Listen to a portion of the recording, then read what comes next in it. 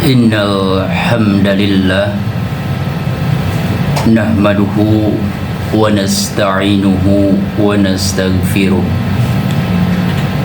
wa na'udzu billahi min syururi anfusina wa sayyiati a'malina. May yahdihillahu fala mudhillalah wa may yudlil fala hadiyalah. Ashhadu an la ilaha illallah wa ashhadu anna Muhammadan abduhu wa rasuluh alladzi la nabiyya ba'da.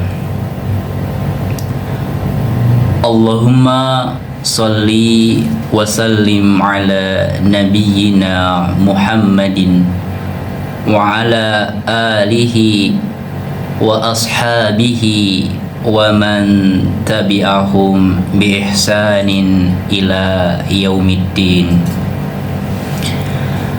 Faqala Allahu ta'ala fil Qur'anil Karim, a'udzu billahi minasy syaithanir rajim.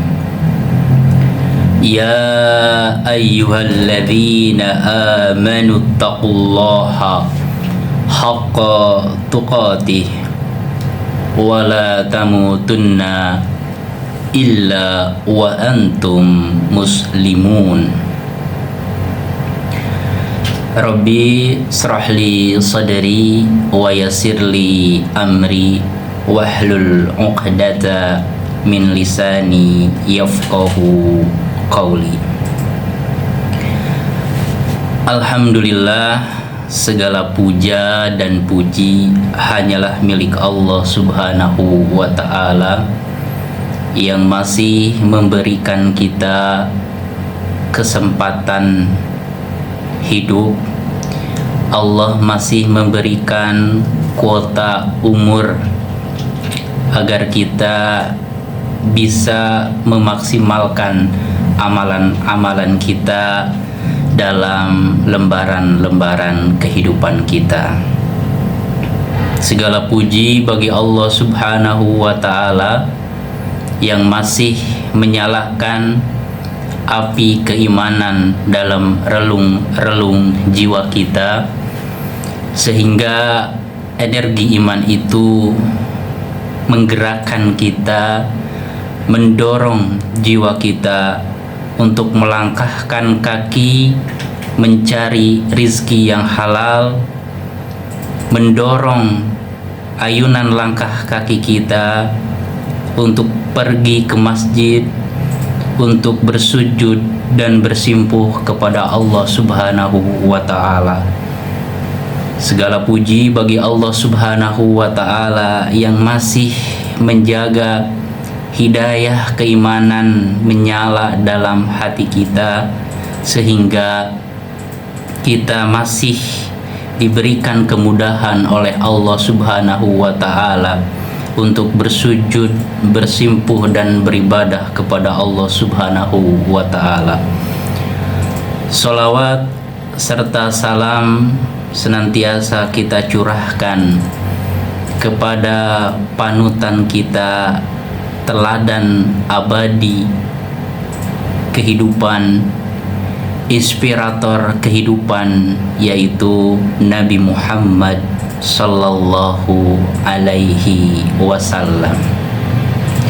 Rekan dakta yang dirahmati oleh Allah Subhanahu wa ta'ala, kembali lagi dalam program Mutiara Hikmah, insya Allah dalam 1 jam ke depan, masih di Dakta Radio, bijak berinformasi, cerdas berinteraksi, satu suara berjuta telinga. Bersama saya Misbahuddin, anggota pimpinan daerah Persatuan Islam Persis Kota Bekasi. Insya Allah pada kesempatan hari ini kita akan sama-sama mengkaji diri kita, mencari inspirasi dari Al-Quran dan As-Sunnah untuk menggali mutiara dan menjadikan mutiara kehidupan itu menjadi bekal dan penerang dalam kehidupan kita. Insya Allah pada kesempatan hari ini tema yang diangkat adalah self healing with Quran. Sederhananya adalah penyembuhan diri, penyembuhan jiwa dari luka-luka hati, dari goresan-goresan jiwa, dan menyembuhkannya dengan afirmasi-afirmasi atau inspirasi dari firman Allah Subhanahu wa Ta'ala. Sebelum kita melangkah lebih jauh, ada sebuah cerita yang dimana cerita ini memberikan sebuah pelajaran yang berharga. Dikisahkan ada seorang ibu, yang ibu ini qadarullah memiliki penyakit kanker, dan ternyata penyakit kankernya ini bukan hanya satu, tetapi di beberapa anggota badannya terdapat kanker. Ada sebuah tatapan yang penuh dengan kesedihan ketika sang dokter yang menangani ibu ini menangkap ada sesuatu hal yang berbeda, menangkap sesuatu, ada hal yang paling dalam yang ada dalam jiwanya, yang ada dalam alam bawah sadarnya, yang senantiasa terpikirkan akan sesuatu, sehingga pikiran-pikiran negatif inilah yang menjadikan imunitas diri si ibu ini menjadi menurun, dan akhirnya ketika imunitas itu Allah ciptakan untuk merawat dan menjaga diri kita dari berbagai virus dan lainnya, itu menurun karena sebuah beban kesedihan,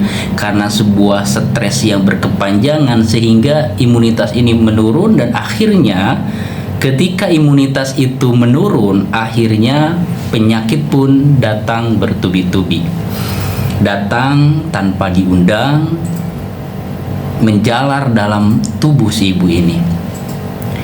Maka sewaktu-waktu si ibu ini diterapi ya, seorang yang istilahnya datang ke seorang terapis psikologi ketika terlihat ibu ini tidak bisa melanjutkan pengobatannya karena berat badannya itu begitu menurun. Dan ada sebuah percakapan yang mendalam dengan seorang psikolog ini.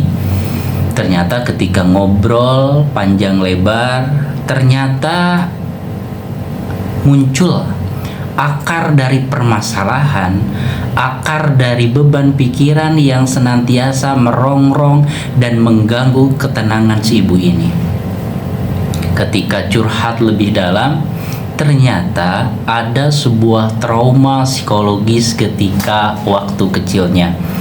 Ada sebuah rasa sakit hati yang benar-benar merobek-robek jiwa dan hatinya, sehingga ada sebuah duka cita yang begitu panjang sehingga sampai ke ibu ini dewasa dan sampai berumah tangga. Singkat cerita, ternyata si ibu ini terlontar sebuah ungkapan kepada seorang terapis psikologi ini, "Ibu, kenapa ya? Ibuku hanya mencintai kakakku. Aku tidak dianggap sebagai anak yang dirindukan." Dan ternyata ibu ini memang anak yang di luar rencana ya, orang tuanya untuk program anak, dan dianggapnya anak yang tidak direncanakan. Nah, inilah pentingnya bagi orang tua bagaimana menjaga mulutnya, kita mendapati sebuah kebenaran dari sabda Rasulullah, kul khairon awliyasmut. Berkatalah yang baik, apalagi orang tua. Berkatalah yang baik, kalau enggak ya udah diam. Kenapa? Karena ternyata lidah yang tak bertulang ini mampu menorehkan luka yang begitu menganga sampai bertahun-tahun, sampai bahkan berpuluh-puluh tahun, sampai menghasilkan sebuah penyakit yang kronis. Jadi luka yang dihadapi si ibu ini adalah sebuah luka batin yang diciptakan oleh ibunya sendiri. Maka di sini penting juga kita sebagai orang tua untuk mendalami ilmu parenting, bagaimana mendidik anak, bagaimana bersikap bijak kepada anak. Kadang anak itu karakter atau mentalnya dirusak bukan oleh orang lain. Bisa jadi yang merusak mental, jiwa, pikiran, dan kepribadian anak itu adalah orang tuanya sendiri. Bahkan ya, orang tua yang mungkin sangat keras dalam ucapan, yang sangat menyakitkan, itu jangan dianggap sepele. Kenapa? Karena si ibu ini ternyata ungkapannya itu sangat pendek. Dia bercerita ke tetangganya, ke saudaranya bahwa ya, katakan namanya adalah Ibu Mawar, bahwa si Mawar ini bukan anak yang direncanakan, ini anak kecelakaan katakan, karena nggak direncanakan itu. Jadi di KB terus gagal, lahirlah Ibu Mawar ini. Diceritakan ke seluruh keluarga dan rekan-rekan, sehingga itulah yang mengganggu ketenangannya dan terbawa sampai usia remaja. Yang ada suatu ambisi dalam diri si ibu ini, ingin membuat orang tuanya sadar, ingin membuat orang tuanya itu bangga bahwa Mawar ini adalah bukan anak kecelakaan, bukan anak yang tidak diinginkan. Dia mampu membahagiakan orang tuanya. Ternyata luka inilah yang menjadi sebuah motivasi Ibu Mawar ini untuk bekerja keras, untuk menjadi wanita karir yang sukses, membelikan mobil buat orang tuanya, buat ibunya. Tetapi apa yang terjadi? Yang terjadi ternyata si ibu ini, orang tuanya ini tidak menyadari akan luka yang dia alami oleh Mawar ini, oleh Ibu Mawar ini. Sampai ternyata pikiran dan luka itu terus mengganggu dan akhirnya menjadi sebuah beban pikiran, stres dan depresi. Itulah yang mengundang penyakit si Ibu Mawar ini. Maka dari cerita ini banyak sekali pelajaran yang kita bisa petik. Bagaimana ternyata pikiran itu bisa memberikan sebuah efek atau dampak yang baik ataupun dampak yang negatif. Ketika ya, pikiran itu negatif, maka sungguh akan mengganggu kesehatan dan pikiran. Hal ini selaras sekali dengan sebuah teori penelitian bahwa ternyata penyakit-penyakit fisik, entah itu sakit kepala, entah itu penyakit-penyakit yang lainnya, itu bisa diciptakan, itu bisa dilahirkan dari beban pikiran. Nah, oleh karena itu, ini menjadi sebuah hal yang penting untuk kita, bagaimana kita bisa memanage pikiran dan hati kita. Ini selaras dengan sabda Rasulullah bahwa realitas-realitas yang ada, kejadian-kejadian di alam nyata, bahwa ternyata pikiran, hati yang gundah gulana, hati yang gelisah, hati yang terluka, itu akan memberikan sebuah dampak bagi kehidupan. Ini selaras dengan sabda Rasulullah, inna fi jasadi mudghah idza salahat salaha jasadu kullu wa idza fasadat fasada jasadu kullu ala wahya qalbu. Sesungguhnya dalam diri seseorang itu ya ada segumpal daging, yaitu hati, yang apabila hatinya itu bersih, hatinya sehat, maka akan bersih dan sehat pikirannya, ucapan, tindak tanduknya. Dan sebaliknya, ketika hatinya kotor, ketika hatinya penuh dengan penyakit jiwa, penyakit hati, dengan kegelisahan, gundah gulana, maka itu akan memberikan efek kepada semua anggota badannya, semua pikiran, ucapan, dan tindak tanduknya. Maka setiap jiwa pernah merasa lelah dan capek dalam kehidupan. Ada luka yang tak terlihat oleh mata. Bisa jadi dia ketawa-ketawa, dia bersuka cita ketika di depan banyak orang, tetapi ketika sendiri dia menyepi dalam sebuah kesedihan dan luka yang begitu dalam. Maka ada tangis yang tak terdengar oleh telinga, tapi menggetarkan hati yang begitu hampa.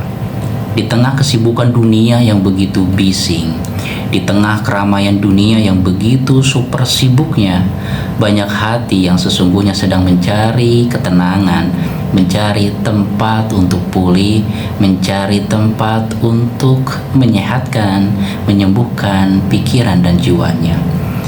Dalam psikologi modern, self healing atau penyembuhan, ya, itu merupakan sebuah proses penyembuhan diri sendiri dengan mengubah pola pikir, emosi, dan perilaku secara sadar agar keluar dari penderitaan batin sehingga masuk ke kondisi jiwa yang sehat, yang menyebarkan aura positif, yang memiliki sebuah vibrasi hati yang membahagiakan dirinya dan lingkungannya. Ketika sebuah keadaan yang menyakitkan, ya, terkadang kita melihat dalam perspektif, dalam sudut pandang yang pesimistis, melihat sebuah kejadian yang tidak sesuai dengan keinginan kita dengan sesuatu kesedihan, sebuah ratapan, dan lain sebagainya. Tapi ketika pola pikir ini dirubah, disetting untuk menjadi pikiran positif, yang asalnya tadi meratapi takdir, dia berupaya membersihkan pikirannya, jiwanya, dia alihkan frekuensi hatinya ke frekuensi positif, husnuzon kepada Allah, berprasangka yang positif kepada Allah. Maka di sana ada sebuah getaran jiwa yang bukan lagi negatif, bukan lagi pikiran yang negatif, tetapi ada sebuah getaran yang positif, ada sebuah vibrasi yang positif dalam menghadapi kehidupan. Oke, peristiwa ini, kejadian ini adalah dirasa menyakitkan, tapi insya Allah banyak hikmah yang terpendam di balik itu semua. Ada hikmah-hikmah yang belum aku pahami, ya. Wa asa an takrahu syai'a wa huwa khairul lakum wa asa an tuhibbu syai'a wa huwa syarrul lakum. Bisa jadi kalian menganggap sesuatu itu baik, tapi bisa jadi itu adalah sesuatu yang buruk di sisi Allah, dan sebaliknya, apa yang kita anggap buruk bisa jadi sebenarnya itu adalah hal yang terbaik di sisi Allah.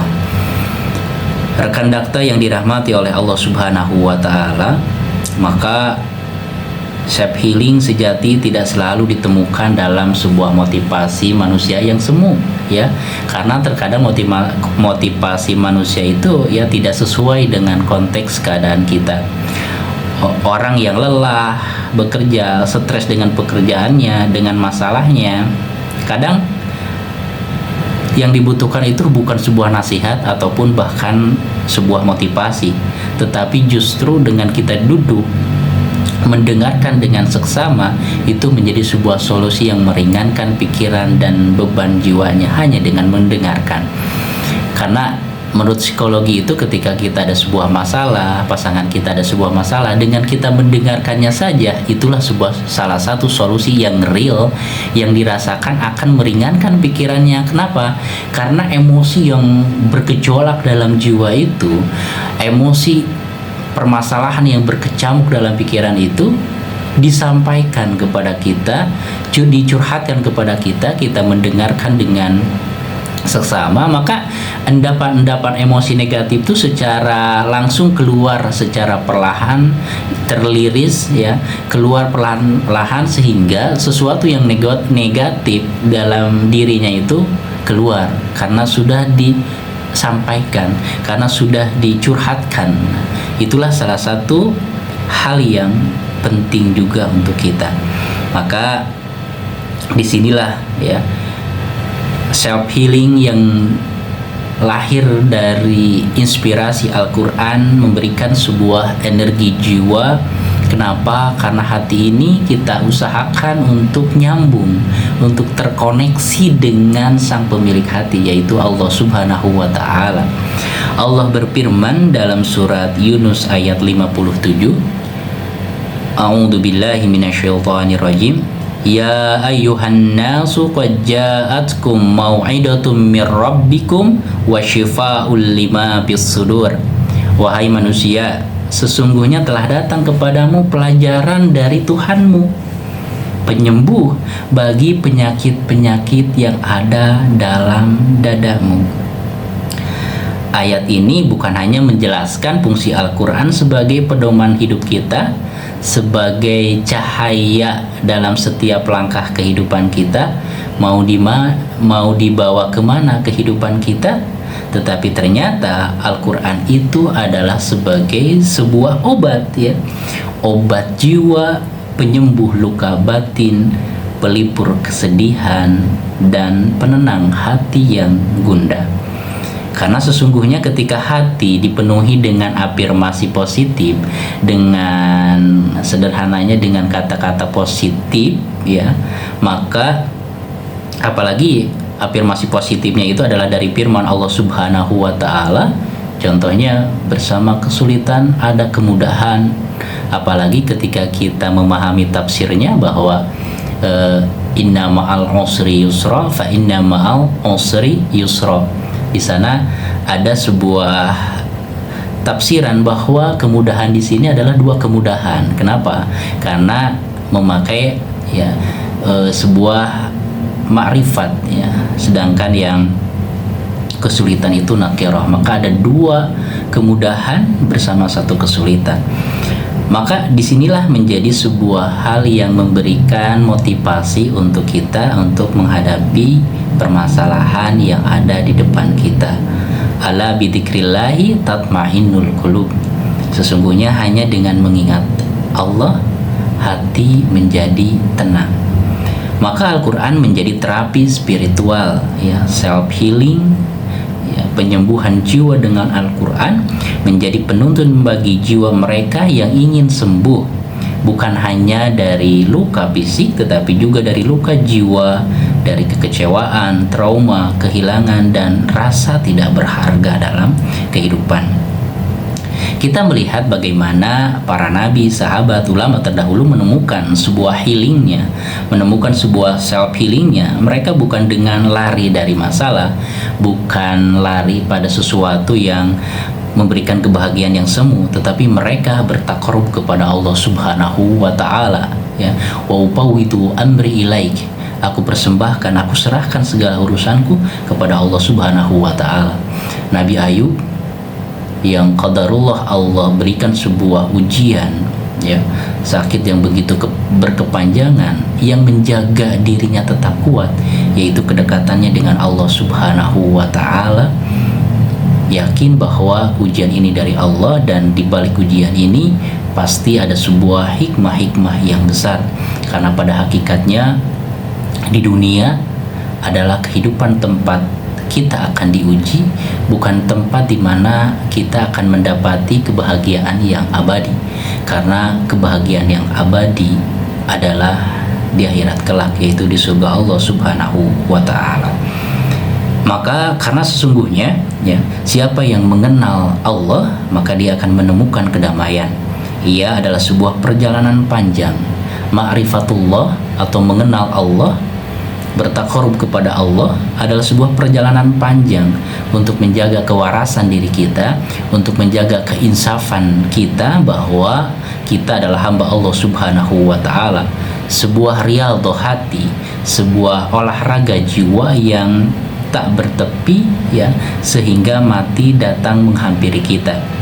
Tidak cukup kita bertakarub, mendekatkan diri kepada Allah hanya sekali saja. Selama kita hidup, maka kita menjaga konsistensi, menjaga keistiqomahan untuk taat kepada Allah, untuk beribadah kepada Allah. Sama halnya dengan, ya, orang yang ingin istilahnya itu seperti bodybuilding, ya, membuat badannya itu berotot dan lain sebagainya. sehingga terlihat luar biasa gitu kan, dengan otot-otot yang menonjol gitu kan.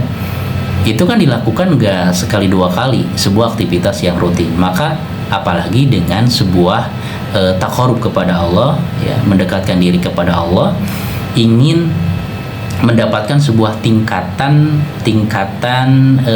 hamba Allah yang lebih tinggi. Dalam hadis Jibril itu kan tingkatan yang paling mendasar itu ya Islam gitu kan, ya, bersyahadat kepada Allah, ya, anta syahada an la ilaha illallah wa anna muhammadar rasulullah, ya, bersyahadat kepada Allah, mendirikan sholat, menunaikan zakat, puasa, beribadah haji. Itu hal-hal yang bersifat lahiriah, belum masuk ke ranah yang lebih dalam. Setelah Jibril bertanya kepada Nabi tentang Islam, ya, Jibril bertanya tentang iman. Nah, iman ini konteksnya itu lebih dalam banget, lebih deep. Kenapa? Karena itu berkaitan dengan af'alul qulub, dengan perbuatan hati, ya. Antu'mina billahi wa malaikatihi wa kutubihi wa rusulihi wal yaumil akhir wa tu'mina bi qadri khairihi wa syarihi. Beriman kepada Allah, kepada malaikatnya, kepada kitabnya, kepada rasulnya, kepada hari akhir, dan takdir yang baik ataupun yang buruk. Nah, maka ini tingkatannya lebih tinggi lagi, yaitu tingkatan iman. Nah, maka bertakarub kepada Allah itu puncaknya yaitu adalah ihsan. Ihsan ini Rasulullah memberikan sebuah definisi, ya, anta abudallah ka'annaka tarahu fa illam takun tarahu fa innahu yaraka, yaitu saking dekatnya dengan Allah rasa hatinya itu, maka dia beribadah kepada Allah seolah-olah engkau melihatnya, dan jikalau tidak mampu, yakinlah, ya, riyadhahkanlah, latihlah jiwa kalian agar senantiasa dilihat oleh Allah, senantiasa diawasi oleh Allah Subhanahu wa Ta'ala. Nah, maka ihsan ini adalah sebuah tingkatan hamba Allah yang paling tinggi, ya, yang dimana disinilah posisi manusia mendapatkan sebuah kedekatan dengan Allah Subhanahu wa Ta'ala. Maka tidaklah dia mengucapkan kecuali ucapan yang diridhoi oleh Allah, tidaklah dia mengucapkan kecuali ucapannya memberikan sebuah ketenangan, sebuah kedamaian, dan mendekatkan orang yang mendengarkan ucapannya itu kepada Allah Subhanahu wa Ta'ala. Rekan dakta yang dirahmati oleh Allah Subhanahu wa Ta'ala, maka kalau luka-luka batin ini, luka-luka hati ini tidak terobati, maka sungguh ini akan mempengaruhi kesehatan fisik kita, ya, mental kita. Secara ilmiah, psikologi dan ahli kesehatan jiwa menjelaskan bahwa, ya, stres, trauma, luka batin, ya, itu akan memberikan sebuah dampak yang negatif, ya, akan masuk ke frustasi. Ketika stres itu berkepanjangan, maka akan masuk dalam kondisi depresi. Itu lebih dalam dan lebih panjang lagi, ya, sebuah luka, sebuah pikiran yang terganggunya itu. Dan selanjutnya juga bahayanya ketika kita memendam luka, memendam sebuah emosi negatif dalam jiwa kita, maka sungguh secara hubungan sosial menurut penelitian ini akan memberikan dampak. Nah, ini juga menjadi salah satu indikator untuk mengecek gitu, apakah diri kita, jiwa kita itu sehat atau ada beberapa gangguan. Nah, beberapa indikator yaitu yang pertama adalah kita trauma, susah untuk mempercayai orang lain, mudah marah atau tersinggung. Nah, ketika kita memiliki sebuah karakter mudah marah, temperamental, nah, maka biasanya itu adalah lahir dari luka-luka masa lalu, sehingga dia sangat mudah untuk marah, tersinggung, dan juga menjadi pribadi yang tertutup, menyendiri, ya, dan juga mengulang pola negatif dari pengalaman masa lalu. Yang lebih berbahaya ini adalah ketika orang tua mendidik anaknya dengan pendidikan yang keras, pendidikan yang tidak memberikan ruang anak untuk berdialog, untuk menyampaikan isi hatinya, maka cenderung anak ini ketika dididik dengan gaya temperamental sang ayah, maka si anak ketika dia mempunyai keturunan, dia akan menciptakan atau menggunakan pendekatan yang sama. Dia juga akan temperamental seperti ayahnya. Maka pola-pola pendidikan yang salah itu ketika tidak di-cut, ketika tidak diselesaikan, ketika tidak dibereskan, maka kita akan mewariskan sebuah warisan pola asuh yang salah, dan akibatnya ya karakter-karakter anak kita bisa salah juga gitu, bisa menimbulkan sebuah luka batin yang mempengaruhi masa depannya, seperti kisah yang Ibu Mawar yang tadi di awal saya sampaikan. Nah, selanjutnya ini juga menjadi sebuah hal yang sangat penting, bahwa luka hati yang tidak diobati, luka jiwa yang tidak dipulihkan dan disembuhkan. Jadi kan kita bisa melihat ya, ketika kita berinteraksi, ada orang itu yang aura atau pancaran jiwanya itu memiliki pancaran jiwa yang membahagiakan, yang menenangkan, yang istilahnya itu enak masuk ke jiwa, ke hatinya itu. Ada juga mungkin ketika kita berinteraksi dengan seseorang, kok auranya ini setiap kali ngobrol, kok malah jadi pusing, kok malah jadi hati bergejolak, kok malah jadi mumet dan lain sebagainya. Nah, inilah salah satu contoh dari gambaran dari hati. Maka hati yang damai, hati yang tenang, hati yang dekat dengan Allah, pancarannya itu berbeda.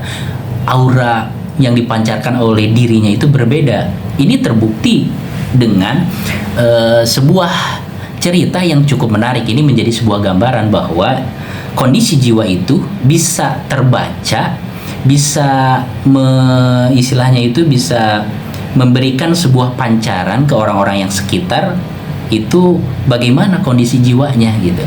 Nah, biasanya murid-murid Ibnu Taimiyah ya, rahimahullahu ta'ala, ketika ada banyak masalah gitu, contohnya Ibnu Qayyim, aduh lagi galau nih, lagi gelisah gitu kan, ya namanya fitrah manusia ya, walaupun contohnya sekali orang yang berilmu sekalipun ya, fitrah kemanusiaannya itu ada kan.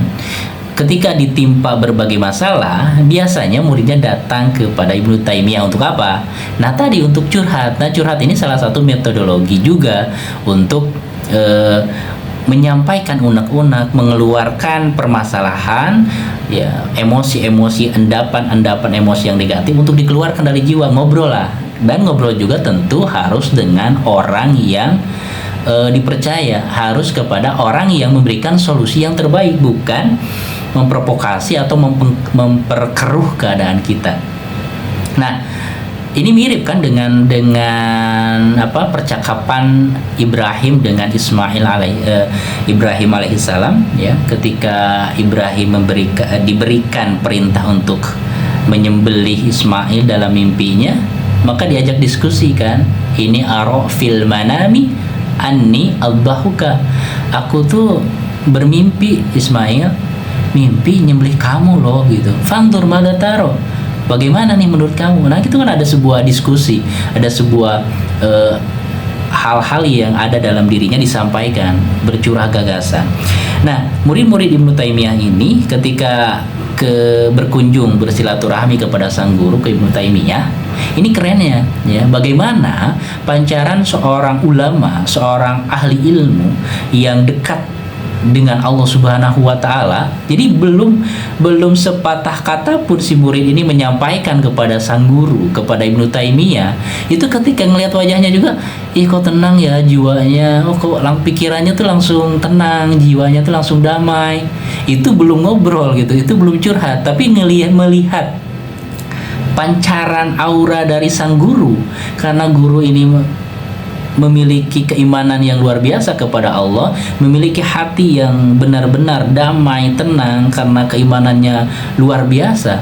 Ini memancarkan aura positif, vibrasi positif, sehingga orang-orang di sekitarnya, murid-muridnya yang tadinya ingin curhat dengan masalah yang dirasa begitu berat banget gitu kan, pas melihat Ibnu Taimiyah pas mau ngobrol, langsung pancaran positif dari diri Ibnu Taimiyah itu langsung menghilangkan segala beban pikirannya, menghilangkan segala kegelisahannya, kegalauannya dalam diri murid-muridnya. Masya Allah, inilah gambaran bagaimana hati itu, kondisi hati bisa terpancar dalam aura muka kita dan dirasakan itu oleh orang-orang di sekitar kita. Nah, selanjutnya, maka self healing yang salah tentu akan memberikan sebuah dampak yang negatif untuk kehidupan kita. Kadang kita itu lebih berorientasi kepada solusi atau yang memberikan kebahagiaan yang sementara gitu. Tapi ini tidak memberikan solusi yang permanen gitu. Ya, apa itu? Ya, biasanya adalah lari dari masalah, tidak menghadapi masalah, meratapi kehidupan, berkeluh kesah gitu.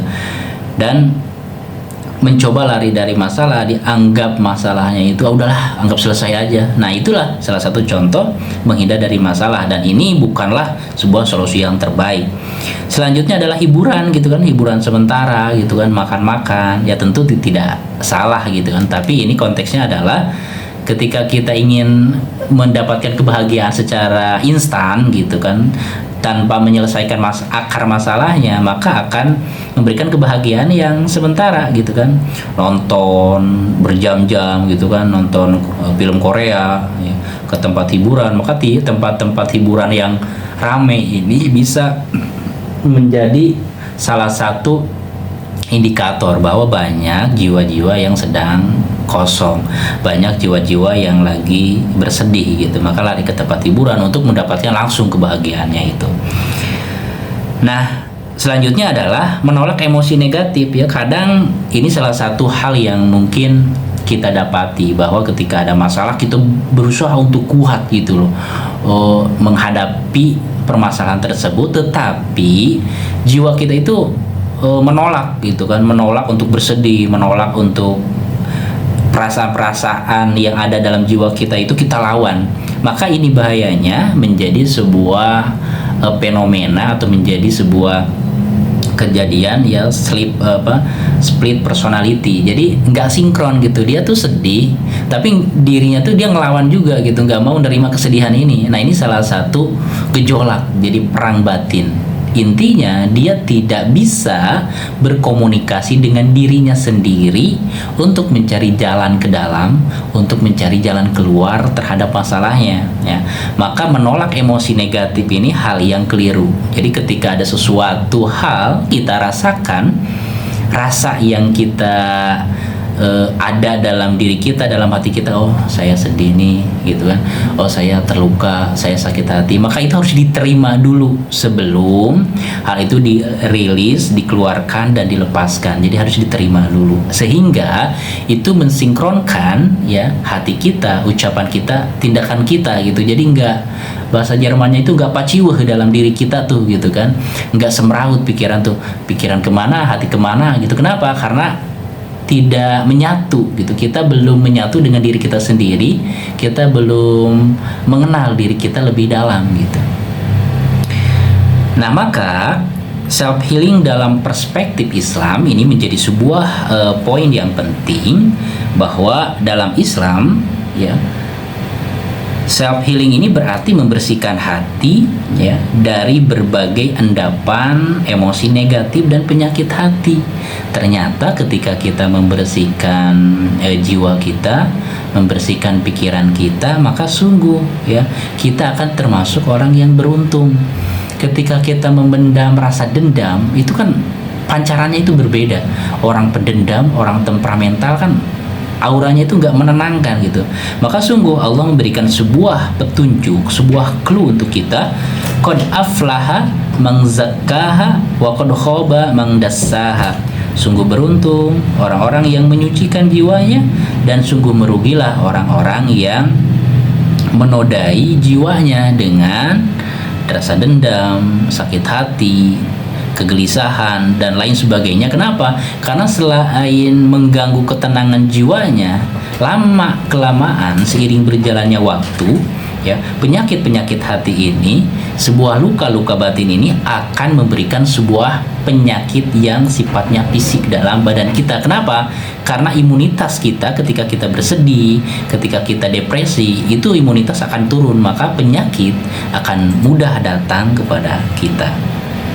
Nah, maka Ibnu Qayyim Az-Zawji ya, memberikan sebuah hikmahnya, sebuah perkataan hikmah, Al-Quran adalah obat bagi hati yang paling mujarab. Ia mengusir kesedihan, kegelisahan, dan kebingungan. Dan selanjutnya ya, poin dari self healing Islam itu adalah bukan sekedar relaksasi, bukan sekedar menenangkan jiwa, tapi goalsnya, tujuannya itu kemana gitu, cuma ketenangan doang. Kan banyak orang-orang yang hidup di zaman modern yang dia lari kepada meditasi dan lain sebagainya, yang intinya mencari kedamaian, tetapi goalsnya itu, tujuannya itu untuk apa? Tetapi dalam Islam, di sana ada sebuah self healing yang begitu dalam. Apa? Yaitu ada taubatnya, tafakurnya, tadaburnya, sehingga lebih dekat kepada Allah. Goalsnya, tujuannya itu jelas, yaitu untuk dekat dengan Allah, mencari ketenangan dengan mendekatkan diri kepada Allah, sehingga kondisi jiwanya dari nafsu amarah dia meningkat menjadi nafsu lawamah ya. Ketika nafsu lawamah meningkat lagi menjadi nafsu mutmainnah. Inilah yang diberikan janji oleh Allah Subhanahu wa taala ya, didatangkannya keridhaan Allah dan dimasukkan ke dalam surga Allah Subhanahu wa taala ya.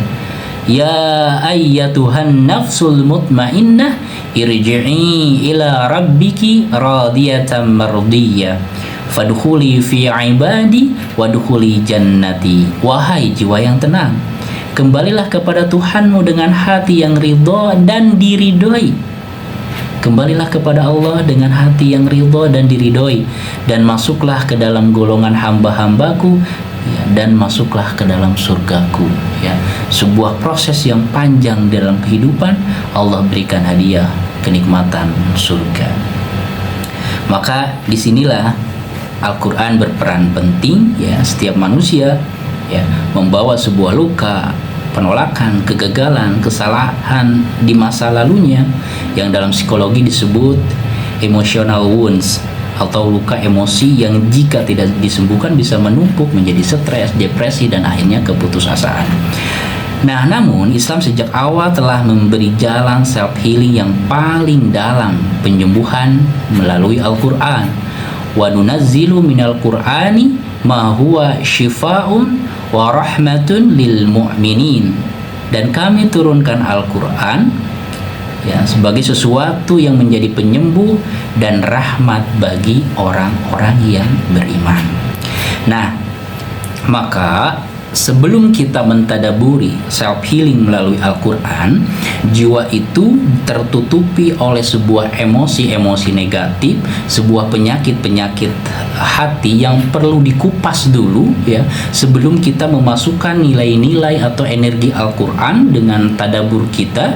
Yang pertama ya, sebelum masuk ke dalam tadabur ayat, maka kita harus merilis perasaan kita ya dengan rumusan BBM. Pertama, yaitu kita buka hati kita, benarkan, terima segala rasa yang ada dalam hati, kita terima ya, jangan lari dari rasa tersebut. Setelah kita terima, oh lagi bersedih, lagi berduka, kita terima. Yang kedua, yaitu beri jeda atau waktu untuk menenangkan diri, untuk menapakuri kehidupan. Oh, kehidupan itu adalah memang tempatnya ujian. Ketika hilang ya, ditinggalkan oleh orang yang kita kasihi, oh iya, kita tuh milik Allah dan sewaktu-waktu kita akan kembali kepada Allah. Maka ketika metode-metode itu sudah dilaksanakan, maka selanjutnya adalah tadi yang mengadu kepada Allah. M-nya itu mengadu kepada Allah, curhat kepada Allah. Setelah itu kita berinteraksi, setelah itu kita menggali inspirasi di dalam Al-Quran. Maka Imam Al-Ghazali memberikan sebuah mutiara hikmahnya. Jika engkau ingin bicara dengan Allah, salatlah dengan penuh kehusuan.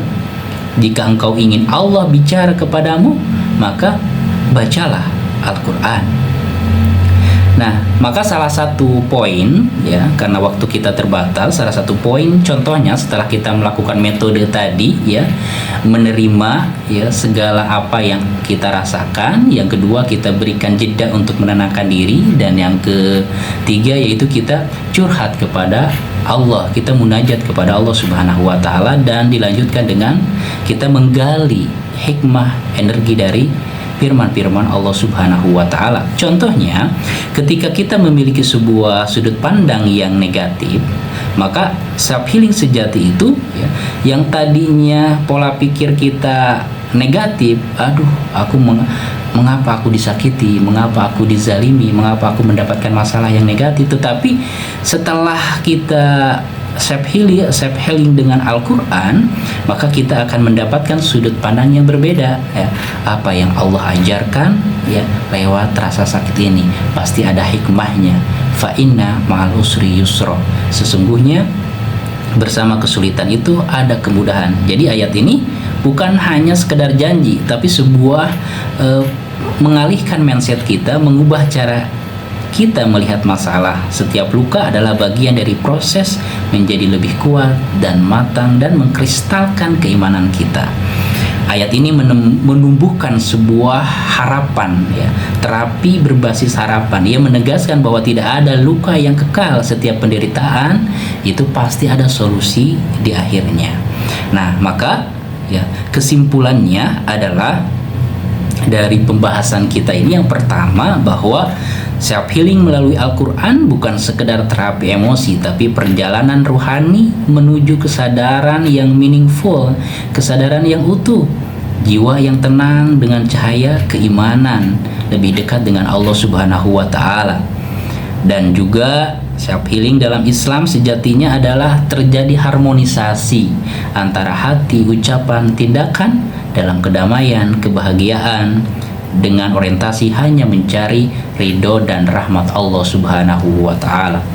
Rekan data yang dirahmati oleh Allah Subhanahu wa taala, itulah pembahasan kita tentang self healing with Quran.